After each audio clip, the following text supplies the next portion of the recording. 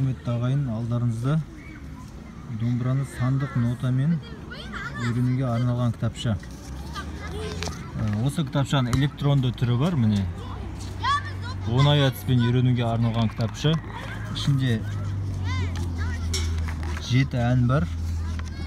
0-ден бастап қалай үйрену керек, ішінде барлығы жазылған. Міне.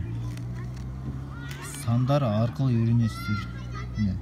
Мысалы, үстінде 5 тұрса, домбыраның үстінен 5-ші пернемен басасыздар. Астында 7 тұрса, 7-ні астындағы пернеден басасыздар. 5 пен 7. Міне. Мынау домбыраның мойны, міне. 5-ші перне үстінен басасыздар да, 7-ні астынан. Қағысы мынау төменге. Мынау төменге деген сөз, мынау жоғарыға.